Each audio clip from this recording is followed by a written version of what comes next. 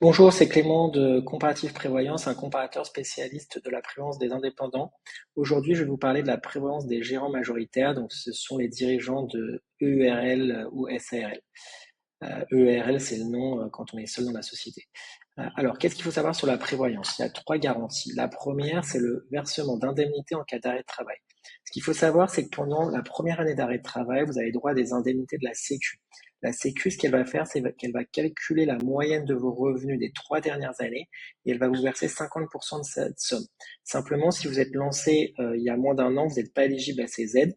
Et si vous n'avez pas 3 ans d'ancienneté, vous avez encore des zéros dans la moyenne et donc vous n'allez pas toucher la totalité des indemnités. Et il faut savoir aussi que les indemnités sont limitées à 2 000 € par mois.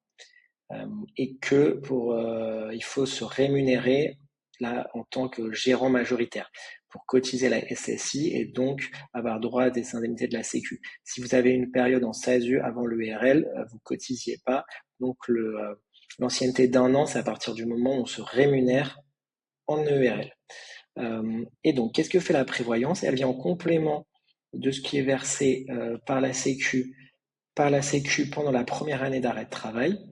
Donc, par exemple, si vous assurez 5 000 €, eh bien, c'est-à-dire qu'a priori, vous allez toucher 2 000 € de la Sécu, la prévoyance va verser le complément entre 2 000 et 5 000.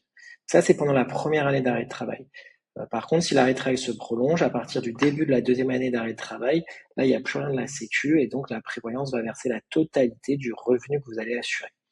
Ce revenu assuré, il faut qu'il soit cohérent avec votre rémunération. Donc, ça correspond à ce que vous versez chaque mois sur votre compte.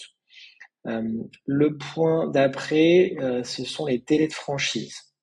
Donc, le délai de franchise, c'est à partir de quand la prévoyance vous indemnise en cas d'arrêt de travail. La prévoyance va indemniser rapidement en cas d'accident d'hospitalisation au bout du 4e jour. Par contre, en cas de maladie, c'est plus long. Ça va être au bout du 15e ou du 30e jour. Il y a quelques contrats à 7 jours, mais ils sont beaucoup plus chers. Donc, généralement, la plupart des gens choisissent la franchise 30 jours, qui est en fait la franchise classique. Et selon moi, la franchise 15 jours n'est pas extrêmement utile parce qu'en fait, une maladie, ça dure soit moins de 7 jours, soit plus de 30 jours, mais rarement entre 7 et 30. La franchise 15 jours, elle peut être utile si vous avez un projet bébé pour tout ce qui concerne la prise en charge de la grossesse. Ou là, si vous avez un arrêt de travail, il y a plus de chances, disons, d'avoir un arrêt de travail de 3 semaines, 4 semaines, 5 semaines, et donc d'utiliser la franchise 15 jours.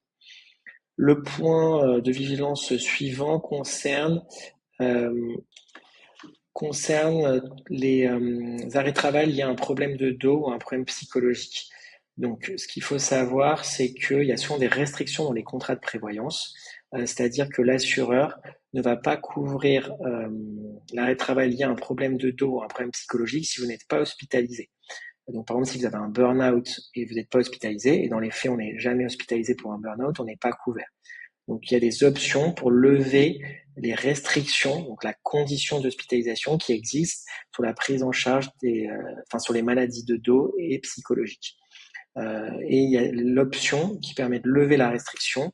Elle va coûter environ 5% pour le dos. Il y a pas mal de contrats où l'option dos, elle est déjà incluse dans le contrat. Et après, pour le psy, par contre, c'est plutôt 10% du prix. C'est non négligeable. Il y a à peu près 50% des indépendants qui l'apprennent. Le point d'après, c'est la grossesse pathologique. Si vous avez un projet bébé, il faut faire attention parce qu'il y a certains contrats où il y a des restrictions. Ce qu'il faut savoir, c'est que pendant le congé légal de maternité, vous n'êtes pas couvert par la prévoyance. C'est uniquement en cas de grossesse pathologique que vous êtes couverte. Voilà, donc là on a vu la première garantie. La deuxième garantie, c'est l'invalidité. C'est le versement d'une rente jusqu'à la retraite en cas d'invalidité totale ou partielle. L'assuré va calculer un taux d'invalidité qui va dépendre d'un barème croisé. Il va calculer l'impact de l'invalidité sur votre capacité à travailler d'une part et sur votre vie fonctionnelle d'autre part. Donc là, la capacité à travailler dépend du métier. C'est ça qui est inscrit dans le contrat de prévoyance, c'est un métier. Donc la combinaison des deux, ça donne un taux. Si le taux est supérieur à 66%, vous allez toucher la rente jusqu'à la retraite. Donc, par exemple, si vous avez assuré 5 000 €, vous allez toucher 5 000 € jusqu'à la retraite. Si vous êtes invalide entre 33 et 66%, vous allez toucher une rente partielle. Il y a certains contrats qui proposent des rentes partielles qui se déclenchent dès 20%, mais c'est pas forcément indispensable pour les professions qui sont pas physiques. Si vous avez une profession physique, ça se discute un peu plus. Voilà pour cette deuxième garantie. La troisième garantie, c'est le capital décès, donc c'est le versement d'un capital à votre famille en cas de décès. C'est une garantie qui est imposée par les assureurs, on ne peut pas l'enlever. Et le minimum qu'on peut mettre, ça va être 2 fois les revenus annuels assurés. Donc si vous assurez 3 000 euros, vous allez toucher, enfin votre famille va toucher 72 000 euros de capital décès. Vous pouvez mettre plus si vous le voulez, c'est clairement pas la garantie la plus coûteuse. Et vous pouvez même ajouter une rente éducation pour couvrir vos enfants, qui va coûter quand même 10-15 euros par mois et par enfant pour 1 000 euros de rente mensuelle par enfant. Voilà pour la troisième garantie. Le dernier point, c'est la sélection médicale.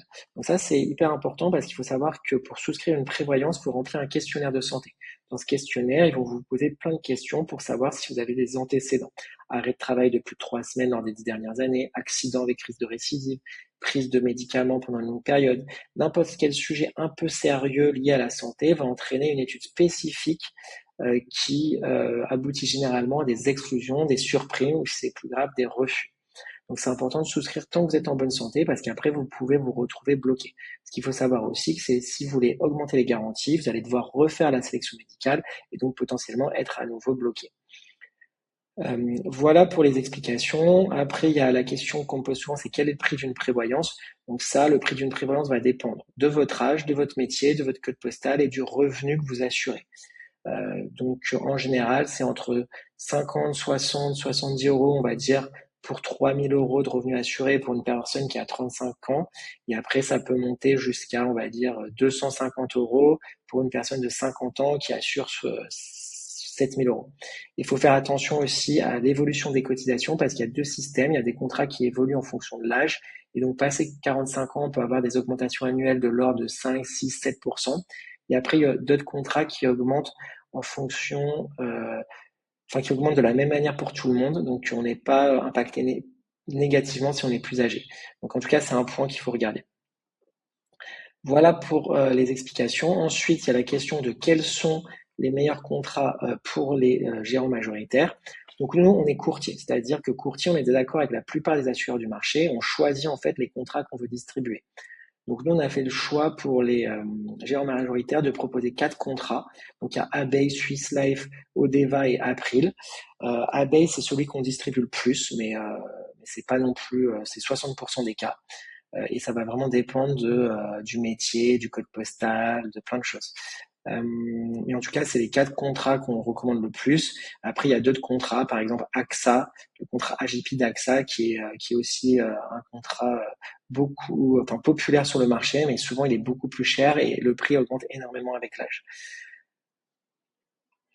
Donc, si vous voulez recevoir les devis, il vous suffit de vous rendre sur le site Comparatif Prévoyance, vous remplissez le formulaire, donc vous cliquez sur Comparer, vous allez avoir un formulaire un peu long dans lequel on va vous poser plusieurs questions pour essayer de déterminer votre profil. À la fin du formulaire, vous allez pouvoir prendre rendez-vous avec moi. Lors de la réunion, je vais vous réexpliquer un peu ce que j'explique dans cette vidéo, mais surtout prendre vos besoins pour analyser votre situation à vous. Et à la fin du rendez-vous, je vous envoie les devis. S'il y a un devis qui vous convient, vous me dites et on peut lancer l'adhésion. Sachant que nous, on est payé par les assureurs.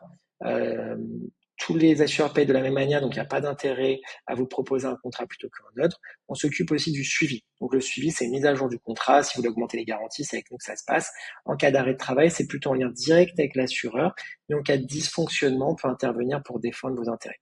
Voilà, donc n'hésitez pas à faire une demande de devis sur notre site et je vous souhaite une très bonne journée.